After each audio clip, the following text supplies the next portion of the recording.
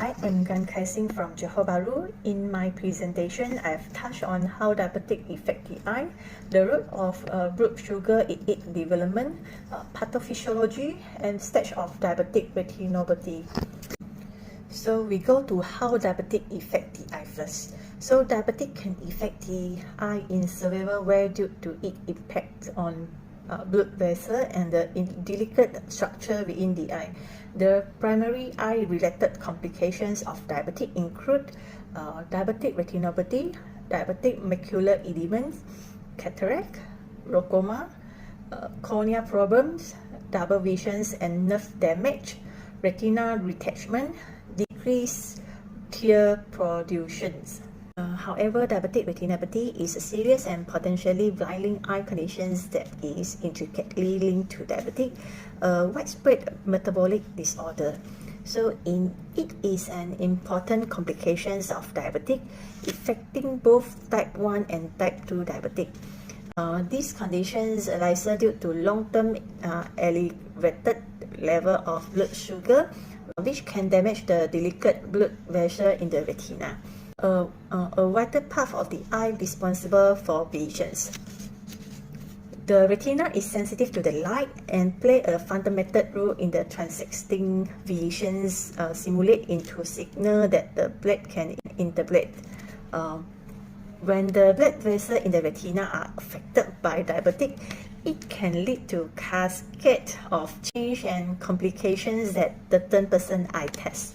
So diabetic retinopathy often delivered without noticeable symptoms in its earlier stage. However, as it progresses, it can lead to the vision problems, and if left unchecked, severe vision impairment or even blindness. Manifestations of diabetic retinopathy include microaneurysm, intraretinal hemorrhage, exudate, macular edema, macular ischemia, neovascularizations, vitreous hemorrhage, and traction retinal detachment. So diabetic retinopathy is a major cause of blindness, particularly amongst working age adults. The degree of retinopathy is higher correlated with durations of diabetic, blood glucose levels, BP levels. Pregnancy can impair blood glucose control and thus worsen retinopathy. For pathophysiology diabetic retinopathy, vision loss due to diabetic retinopathy results from several mechanisms shown in the figure. So, center visions may be impaired by macular edema as the result of increased vascular permeability and capillary non-perfusions. So, new blood vessel of PDR means proliferations and contractions of the accompanying fibrous tissue can distort the retina and lead to transitional retinal detachment processing severe or often irreversible vision loss. New blood vessel can bleed, complicating the retina, or vitreous hemorrhage. Vascular change can be accompanied by damage to retina neurons. They have 4 stages of diabetic retinopathy shown in the figures below. So there are two types of diabetic retinopathy, which processing with 4 stages.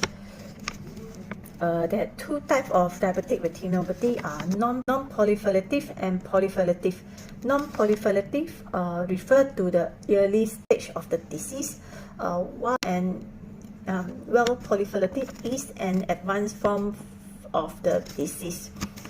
For stage 1, is called mild non-proliferative diabetic retinopathy.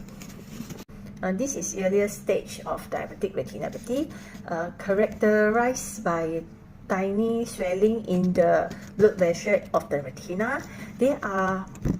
This area are swelling known as microaneurysm. This microaneurysm can cause small amount of fluids to leak into the retina, triggering swelling of the macula, means that the back of the retina. Despite this, they are usually not clear symptoms indicating there is a problem. The stage 2 is moderate non-proliferative diabetic retinopathy. At this stage, the tiny blood vessel further sweat up, blocking blood flow to the retina and preventing proper nourishment.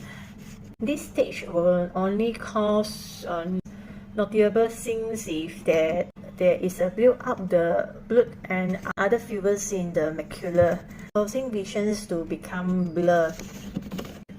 The stage 3 is severe non-proliferative diabetic retinopathy.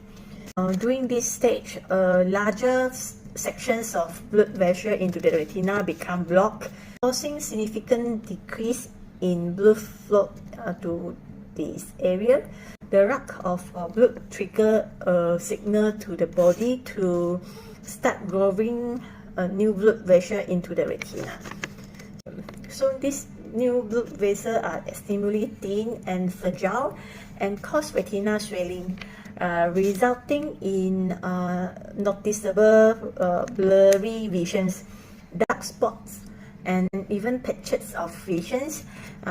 If these vessels leak into the macula, sudden and permanent vision loss may occur. At this stage, there is a higher chance of irreversible vision loss. For stage 4 is proliferative diabetic retinopathy. So at this advanced stage of disease, new blood vessels continue to grow into the retina. These blood vessels, which can thin and weak on prone to bleeding, cause scar tissue to form inside the eye. So the scar tissue can pull the retina away to back of your eyes, causing retina detachment. A detached retina typically results in blurriness without field of visions and even permanent blindness. This is my presentation.